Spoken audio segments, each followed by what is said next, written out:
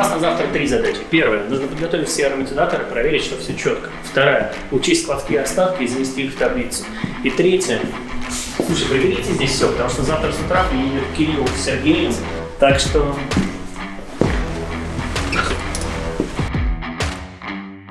Так что еще раз повторяю, завтра будет Кирилл и Сергей, и если что-то пойдет не так, объясняться будешь уже не со мной.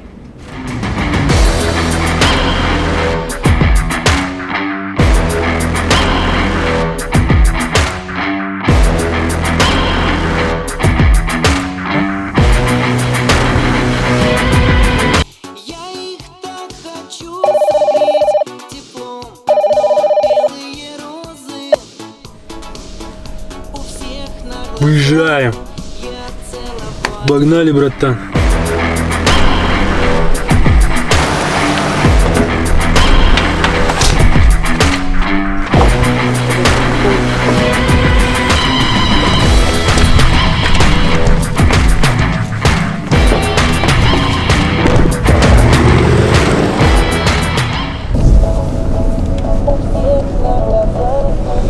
Слышь, а кому я сейчас все, кто это такой?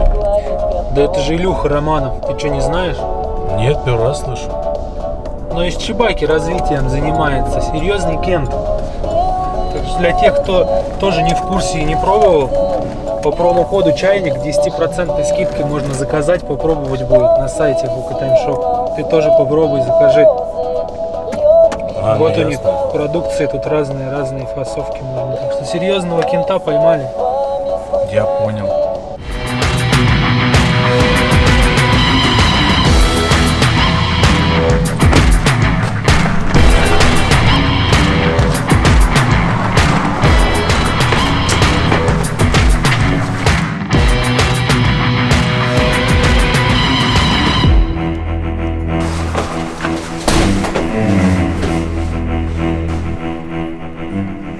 Ведите его за мной.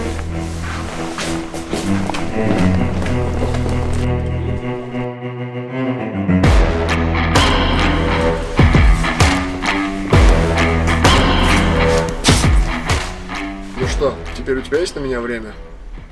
Ты думал, я один буду разбираться с этим дерьмом? Всем салют, дорогие друзья, с вами опять я, Айка, это означает, что вы на канале Hookah Time. И сегодня у меня в вынужденных гостях всеми вами известный Илья Романов. Всем привет! Привет! Здоровайся, здоровайся. Он мне сегодня здесь нужен не просто так. Цель сегодняшнего обзора — это научить всех вас и кратко рассказать о том, как работает с чаем человек, который непосредственно связан с производством чайной истории, то бишь это компания Чебака, он один из ярких представителей этой организации. Поэтому сегодня никто как он сможет нам показать, как это делать правильно. Пускай даже одной рукой. Сколько, по-твоему, я выдержу таких выпусков? А это уже твои проблемы. Я тебе раньше говорил, что мне нужна помощь, ты не отвлекался. Теперь приходится вот так. Что ж, давайте начнем. Друзья, мне придется немножко начать с физики и химии курения, и я подумал, что нам с Айком придется обсудить, что же такое крепость и жесткость продуктов для того, чтобы вы, дорогие друзья, различали это лучше. Айк, знаешь, что такое крепость? Конечно. Не-не-не, я не вот тот ствол имею в виду в конце. Ага. Крепкость – это количество никотина, заложенное производителем в пачку табака. А еще для вас это состояние расслабления за сеанс курения. Таким образом, вы можете отличить по нескольким затяжкам более крепкие продукты от более легких. А еще вы можете определить за целый час курения, какой продукт расслабит вас сильнее. И это будет крепость. Обратите внимание, кстати говоря, что это означает, что крепость никак не влияет на вкус. И если вы ощущаете, что какой-то продукт кажется вам вяжущим в горле, царапающим, пощипывающим, это не крепость, это жесткость. Жесткость – это совокупность всех испаряемых в кальяне веществ, воспринимаемая на повышенной температуре ротовой полостью и горлом. Что же это значит? Это значит, что часть вкусов для вас будет казаться более грубыми или насыщенными, чем другие у одного и того же производителя. Пример с Чебака, например, может быть как продукт Flames. Вот ты его чуть-чуть, буквально щепоточку добавляешь, и он прямо ярко раскрывается. Помело очень яркий. Часть других вкусов будут более нежные. Особенно это отличие явно между пряными, цитрусовыми и, например, десертными кремовыми вкусами. Однако не стоит забывать о том, что та самая жесткость, о которой говорит Илья, она концентрируется не в области ваших легких, а в области вашей гортани и горла. Это то самое чувство, которое вы должны различать от крепости. Вот эта жесткость, которую вы получаете во время курения, это есть как раз-таки вот то испарение, о котором говорил Илья. И путать эти понятия категорически запрещено. Не советую. На самом деле надо определиться, как же мы воспринимаем эту жесткость. Я выделяю 3 основных типа жесткости, вам докину 4-й бонусом, вот из-за этой хрени. Первый тип жесткости – это жесткость глицерина. Когда глицерин проявляется на высокой температуре, он будет подсушивать вам в горло, потому что является спиртом. То есть, если первое, что вы ощущаете, когда вы курите кальян, это сухость в горле, скорее всего, вам нужно снизить температуру. Как думаешь, что нужно сделать, если после снижения температуры кальян все равно сушит горло? Если кальян сушит горло даже после того, как ты снизил температуру, необходимо чашку просто охладить максимально. Безусловно, это хороший вариант, но даже если это не поможет, я предлагаю выкинуть нахрен этого производителя. Либо так.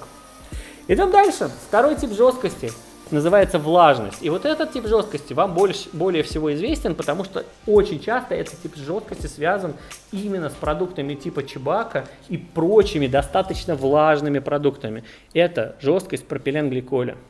Пропиленгликоль, нагреваясь, безусловно, испаряется быстрее, чем глицерин. То есть, если вы курите кальян 1,5 часа, вкуса у вас уже не будет, но у вас до сих пор останется пар. Да. Это означает, что он испаряется на более низкой температуре, и именно этот тип жесткости вы получите быстрее, чем какой-либо другой. Этот тип жесткости называется влажность. У вас будет ощущение, как будто бы пленка на губах, как будто бы вы вейп покурили, ощущение влажности во рту или ощущение влажного глотка, так как это сделано в фумаре. Часто это связано с пропиленгликолем или с добавлением воды в процессе технологической обработки табака уже на заводе производителя. Вот у меня есть предположение, что, наверное, фумарит как раз добавляет каплю воды. Может быть, может быть. Вынужден добавить по поводу пропиленгликоля. Это вообще в априори это такое вещество, которое служит стимулятором ароматизатора в табачной смеси. То есть, если взять отдельно аромку и отдельно пропиленгликоль, не добавляя пропиленгликоль, пропитать табачный лист аромкой, то ничего отдельного из этого не выйдет. Она очень быстро уйдет, безусловно. Да, но просто очень быстро испарится. Но перенасыщение табака пропиленгликолем, что происходит в тех случаях, когда аромка, она из дешевого сегмента или она для раскрытия на максимум требует большого количества пропиленгликоля, это безусловный минус для табака, я считаю, потому что большое количество пропиленгликоля на высоких температурах, что бывает, в бытовой жизни, взял, пошел, да, там, отвлекли, бросил кальян и ушел по делам, да, дома сидишь, надо что-то сделать, вывеси белье или еще что-нибудь, возвращаешься, куришь, разочарование сплошное, и вот поэтому здесь нужно четко понимать вот этот удар по горлу, который связан тоже с пропиленгликолем и с обычным перегревом табака, где его меньшее количество. Может, уже снимем эту хрень.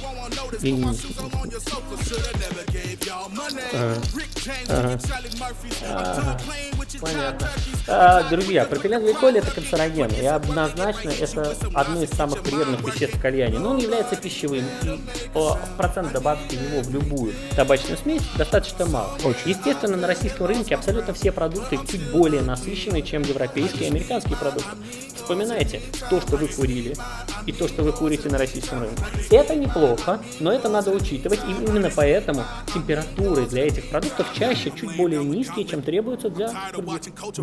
Опять-таки, чтобы определить, с какой температурой к этому подойти, нужно изучить еще и третий тип жесткости, и он называется сахар. Сахар нужен в составе табака для того, чтобы объединить все элементы, испаряющиеся на разных температурах, задать им более равную, приближенную друг к другу температуру испарения, а еще перемешать и объединить все эти вещества. И он еще является загустителем всего этого дела. Загуститель, безусловно. И еще он защищает лист от горения. Соответственно, таким образом мы испаряем вещества. И, естественно, присущая ему жесткости — это горечь. Если вы получили все вместе одновременно и не можете их распознать, значит, кальян вы перегрели довольно сильно. На максимум. Если вы чувствуете удар по горлу и горечь, и весь дискомфорт, который мы ранее вам описывали, значит, чашку можно, в принципе, перезабить. Теперь поговорим о том, как же определить, какой продукт и как, в принципе, нужно забивать. Здесь передо мной лежат 3 вида табачных блендов. Ну, один бестабачный, безусловно. Бестабачный, понятно, чебака в центре. Вот такой вот листик, средняя нарезочка, чуть более плотный по ощущениям. Вот такой. И я вам говорю, а это правда, у нас высокосахаристая патока. Слева от нас находится, напомню мне, что это танжир, более мелкой фракции нарезка. И, соответственно, танжир это Жаролюбивый, но не жаростойкий табак. Жаролюбивый, но не жаростойкий табак. То есть при большом количестве жара он выдает привкусы листа, но при этом его можно прогревать и получать из него дополнительные вкусовые эффекты. Аромка не супер яркая, но держится долго. И, безусловно, танж любит, когда его прогревают, но не любит, когда его курят на высокой температуре. Справа же у нас сатир. Сатир имеет более крупную нарезку. Да, крупная нарезка у сатира это характерно. И именно поэтому вы не захотите забивать его на фанул, например. Вы захотите забивать его на прямоточную чашку. А ты его и не забьешь нормально на фанул. Ну, как бы забьешь, но... Можно добавить температуры, колпак, но суть в том, что он прямо просится за счет нарезки и своей плотности прямотока если это микс, например, он очень хочет лежать наверху, чтобы получать больше жара. И жар идет сверху вниз. Таким образом, мы разобрали основную идею с нарезкой листа. Соответственно, более маленький объект сгорает быстрее, чем более крупный, а значит, он будет стремиться попасть вниз. Средний по нарезке объект, если он является плотным и если сахар его выдержит, может располагаться как в центре, так и в касании. Верно. И крупный объект будет хотеть попасть наверх. Потому что ему нужно просто больше жара. Для раскрытия. Безусловно. На рынке есть исключения из этих правил, но в основном они связаны с еще одним фактором. Он называется влажность. Чем больше влажность у продукта, тем больше в этой влаге содержится ароматизатора, глицерина, пропиленгликоля, ну и, конечно же, сахара. Фумари тому пример. Да, именно поэтому, если вы поставите на фумаре горячий коллаут, который будет раскаленный, с 4 углями, вы получите паровоз, небольшую жесткость и пропиленгликоль на губах. Соответственно, чем больше влаги, тем ниже температуру вам нужно дать и медленнее прогреть эту историю. Поэтому более влажные табаки я забиваю методом холодного касания. Когда я беру холодный коллаут, ставлю туда горячие угли и жду, пока чашка прогреется. И сама пропечет верхний слой. Да. Сиропчик уйдет вниз, потому что он станет более жидким, уйдет от температуры. Сам лист немного подсохнет от температуры. Да, мы получим классный эффект и сможем нормально покурить. Да. Это относится как к табачным историям, так и бестабачным. Потому что, по сути, само сырье своего рода это губка. И вся разница заключается в том, что в одном сырье никотин присутствует, от природы, а во втором сырье... Это жидкий добавочный никотин. Жидкий добавочный Но никотин. чебака использует жидкий никотин, экстрагированный, и является выжимкой из табачного листа. Это сложный, кропотливый процесс, но мы используем очень чистый процесс, который, по сути, кристаллы никотина попадают в пропиленгликоль, и мы добавляем его в бестабачную Помимо этого, чайную. чай сам по себе имеет нотки веществ, которые несут в себе крепость. Безусловно. Чай содержит другие микроэлементы, чем табачный лист. Он проходит более четкую порой сертификацию. То есть, согласись, то, что ты кушаешь, ешь и пьешь, должно быть подвержено такой сертификации, чтобы это прошло на рынок. Конечно. В принципе. Строго, все в рамках. Естественно. И это продукт, который собирают, выращивают очень и очень давно. И, безусловно, для нас в Китае профессионалы нарезают примерно полгода выдержки тигуанин. Если бы ты его пил, ощутил бы примерно этот эффект. И этот тигуанин как раз представлен линейкой чебак. Он более плотный, и это классная губка, поверьте мне. Сейчас мы посмотрим, как его курить. Чем толще лист, тем лучше впитываемость. Поэтому мы забьем его в касание. Давайте, я забью тогда по своей методике, это с отступом. Ты забьешь в касание и попробуем показать, как это делаю я и как это делаешь ты. Класс. И все будет круто. Как думаешь, какой отступ может выдержать чебак? Когда я тестирую аромки, и мне не интересен привкус табака, только если он очень мелкий, это не прокатит. А вот если он любого другого размера, я очень люблю дать почти сантиметровый отступ, 2 угля в центр и 1 с края. Прогреть это подольше. Кстати, этой забивкой научил меня, по-моему, Паша Давыдов. Прогреть его подольше, чтобы чашка прям стала горячей. И после этого плавно начать раскуривать. Так я не чувствую лист, но очень четко чувствую аромку. И именно так я тестирую новые продукты на рынке.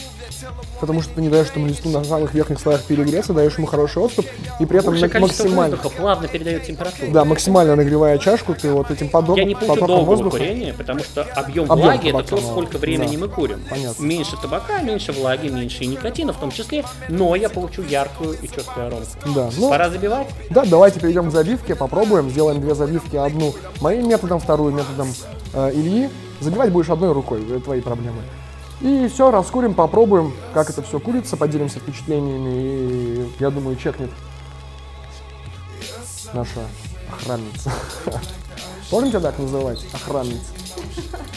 Все, давайте приступаем к забивкам. Погнали. Видел как? Нифига себе. Красава. Ну что ж, дорогие друзья, давайте приступим к забивке. Немножко расскажу, что тут за время нашего отсутствия произошло. Мне насыпали горстку табака. Как вы думаете, какого вкуса? Вишня? Нет. Помело? Нет. Флеймс? Нет. Двойное яблоко. Далее чашку АПГ. И разрешили помыть руки, правда, в соленой воде. Будем забивать? Будем забивать. Илья будет забивать в касание, как он уже сказал ранее. Я буду забивать легкий отступ. И покажу интересный метод прикипения без касания с помощью влаги и чашки. Погнали. Кайфет, скажи, ты вообще куришь чебака? Какие твои любимые вкусы? Отдаю предпочтение Pomelo Flames, сигара мороженое, кокос ваниль. Ну, и вот у меня, знаешь, плавающий топ такой из карамельных печенек и молочного улуна. Но молочный улун, мне кажется, иногда слишком таким приторным, поэтому... Да, вкусный любитель. Поэтому его лучше в миксах, а если брать чистыми вкусами, то карамельное печенье. У меня добавится... Блин, забил бузина. бузина, Да, четкий бузина. вкус точно. Наверное, северные ягоды. Я обожаю вишню. Мне нравится лимон-лайм, фихуа. Ну вот теперь я в последнее время, как бы, сейчас стало жарко, и я в своих эфирах курил как раз двойное яблоко. И, если честно, мне прям вот заходит в последнее время. Два яблока? Потому что жарко. Да, жарко. И я его мешаю всякими со специями или с сильно травянистыми вкусами. Получается прям огонь. Как я уже сказал, я буду забивать действительно в неплохой отступ. Он будет составлять где-то от 5 до 7 миллиметров. Я стучу чашкой, чтобы немножко сырье осело, но в целом вы можете посмотреть это через какое-то время. Да, буду я забивать одной рукой. Зацени, да? Ты жулик. Ладно, ничего страшного. Пожалуйста, не надо наказывать меня снова. Смотрите, друзья, вот такая чашка. А я думал, ему понравилось, как ты его наказывал. Небольшой отступ с краю, чтобы через коллаут, поскольку у него отверстие по краям, воздух проходил вглубь смеси.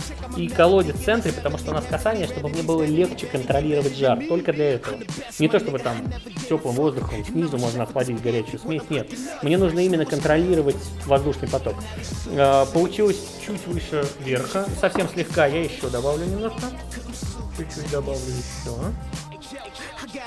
Я забиваю в отступ и чуть сильнее разглаживаю смесь вдоль стенок по периметру табака, по периметру чашки, для того, чтобы во время прогрева у нас внешний слой табака внутри чашки, он хорошенько прогрелся и дал нам вкус, а центральный уже догревался за ним. Чуть-чуть припрессовал, ну вы поняли, что это выше. Чуть-чуть чашки, а потом мы немножко притрамбовали и оставили колодец в центре. Сейчас я еще раз проверю. Да, вполне. Я втираю по периметру чашки вот поэтому сироп. Втираю его прям хорошенько, натираю, для того, чтобы у нас при касании раскаленной колодки произошло легкое испарение аромки, что на первых тягах даст нам дополнительный яркий вкус. Отступ у меня действительно большой. Сейчас мы поднимем, будет удобнее курить. Видишь, можно даже ярче сделать отступ. Ты не боишься, что сиропчик даст тебе легкую горчинку? Не, ничего он не даст, все будет хорошо. Потому что его здесь не так много, и отсутствие табачного листа предотвратит нас от горения. Высокосахаристая патока на самом деле очень редко дает горькие вкусы и очень редко дает чебака именно сухость. Посмотрим, на какой температуре это сделает Тайк, и вы посмотрите, на какой температуре это сделаю я. Я типа дома так курил из четко, чтобы ты знал. Поэтому давайте греть, да, и пробовать. По-твоему, я могу тебе возразить? Я думаю, что нет, ты сейчас должен соглашаться со всем, что я скажу. Кто самый лучший блогер на свете кальянный? Ай! Вот и все. Спасибо. Очень объективно. Прости, что ты делаешь? Я забираю у тебя кальян. Подожди, ну я забивал его. Эй, хорош, не раскуривай кальян. Ай! Надо сливки снять. Слушай, самое главное правило кальянной индустрии. Никогда не раскуривай кальян, забитый другим кальянщиком.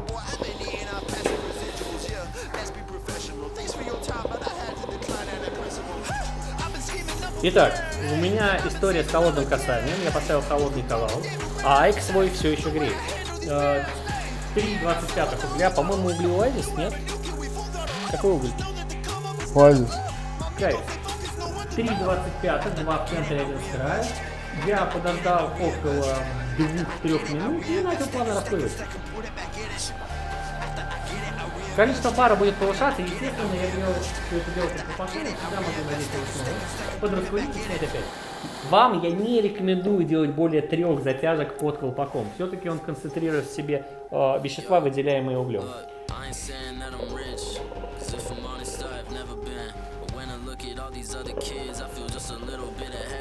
Что ты себе позволяешь? Отдай мне мой колпак. Прости, Айк. Мне нужно 4-5 минут. Да, тебе нужно прогреть чашку, чтобы она начала работать как термос.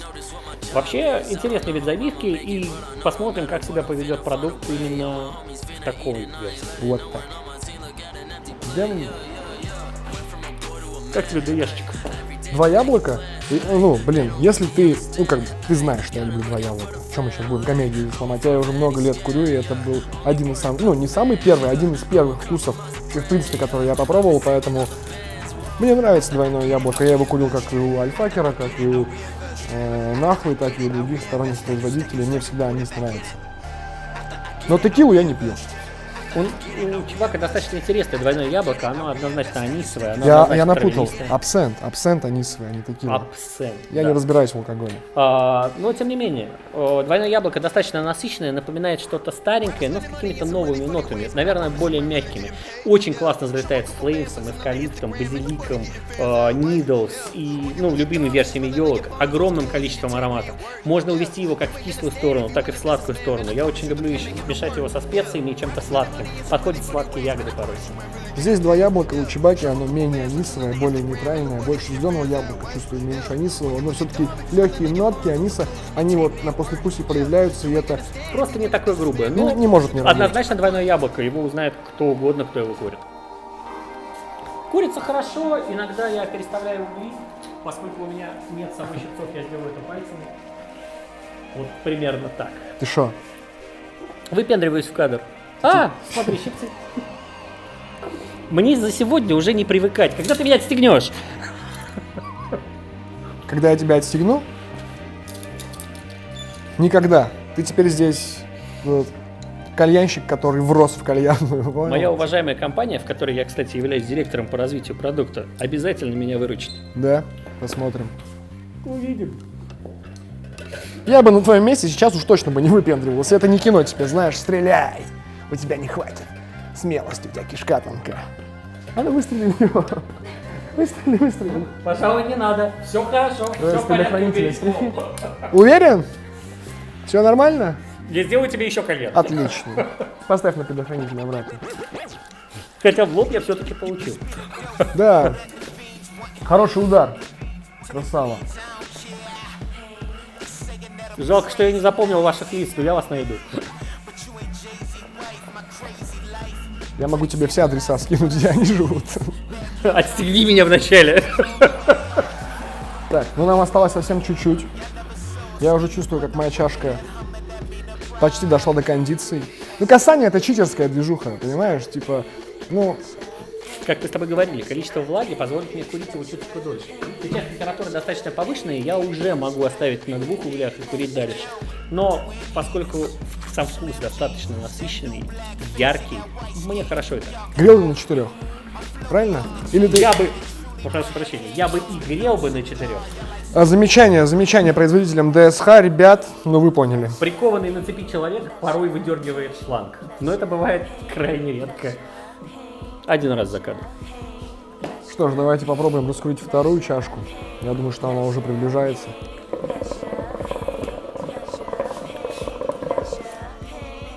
Хорошо. Как видишь, дымность твоей почти не уступает. Но она еще не до конца прогрелась. Еще нужно пару тяг.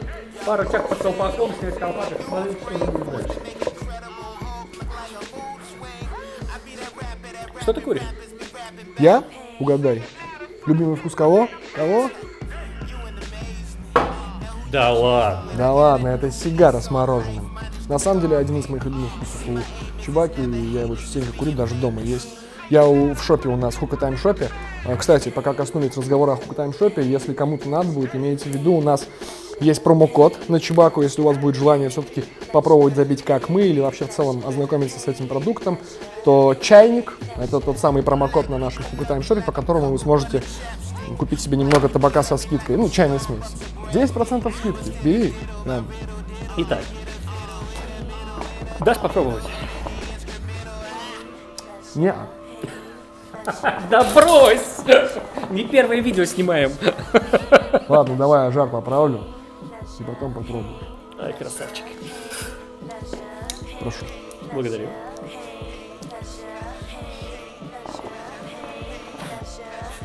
Ну что, все действительно четко. Я говорю. Вкус очень мягкий, И яркий. плавный. Обычно, если делать небольшой отступ, лист подвергается достаточно сильному напряжению температуры, потому что воздух прогревается быстрее, чем прогреется сам лист. Поэтому я обычно люблю давать еще больше отступ, тогда воздуха больше, он прогревается и мягко передает температуру. Но в данном случае забивка сделана просто виртуозно. Смотри, в чем суть. Ты забил медиум линейку средней крепости, а я забил стронг линейку. Но вот ты когда куришь, скажи, как мягко заходит эта крепость в тебя. Это потому что табак... У меня нет лишних жутких эффектов, если честно. У меня не царапает горло, я чувствую горло, но это скорее вкусовое значение, нежели чем значение чего-то еще. Эта крепость, она уходит именно в легкие, а не удару по горлу, за счет того, что я немного прижимаю табак к стенкам, и за счет вот этой температуры, которая обволакивает весь табак внутри по периметру, он своего рода сохраняет в центре и не дает ему пережечься. Поэтому такая крепость, она получается оптимальная. Давай тогда немножко расскажем о никотине. Друзья, чтобы извлечь никотин из листа, вам потребуется прогреть все ингредиенты, включая, естественно, патоку. Эта патока должна передать температуру листу. Лист должен расшириться при воздействии температуры и выпустить из себя никотин. Поэтому его эффект наступает чуть-чуть позднее. Эффект того же самого никотина в жидкой форме, именно экстракция из листа, выжимка из листа. И этот никотин уже в жидкой форме, поэтому он греется одновременно со всеми другими ингредиентами и накуривает быстрее. Это означает, что он быстрее и покинет чашку. То есть через полчаса курения очень часто именно никотиновые составляющие становятся разительно меньше. И один из довольно известных примеров рынка, я предположу, что у Tangiers тоже есть жидкий никотин. Хорошее предположение. Быстро курим, пробуем, ощущаем крепость быстро, скорее всего, жидкий никотин. Я бы даже назвал это сильное заявление. Я не держал свечку, я лишь могу предполагать, но сегодня могу предполагать немножко смелее. Да. У Танжирса бывает, крепость уходит еще быстрее после чрезмерного жара, который он получает. Такое ощущение, что он реально просто как-то исчезает. Слушай, ну тогда надо поговорить о смене углей. Собственно, когда вы меняете уголь, если вы создадите слишком сильный температурный перепад, это губительно для смеси в целом. Нужно плавно поддерживать температуру. Вы должны ее повысить и выровнять на том уровне, на котором обычно курится чашка. Я думаю... Простым языком, если ты куришь на 3,25 и потом на повторный, на продолжение курения ты кидаешь опять 3,25 и ощущаешь, что после вот этой смены Красные углей... свежие. Да. Нельзя. Да, нельзя, потому что если ты ощущаешь, что вот на этом жаре чашка начинает терять вкус, то дело конкретно в переизбытке жара на эту чашу. Если ты видишь, что чашка курится стабильно на первых углях на 3,25, то попробуй покурить вторые угли уже на 2,25. Умеренный жар не даст чашке перегреться и не даст вот эту параболу ненужную. Контролируйте температуру с учетом того, как вы забили лист. Если вы забили его высоко, вам придется пробить температурой образующуюся корочку. Если вы забили высоко, но рыхло, лист все равно рассыпется в стороны, и воздушное пространство останется. И 2,25 углей часто будет достаточно. Примерно так. Ну что ж, дорогие друзья, я очень надеюсь, что наше сегодня похищение Романова было не зазря, и вы получили много правильной и нужной для вас информации. Экспериментируйте, забивайте, не останавливайтесь, вы сможете делать все как мы, а то и лучше.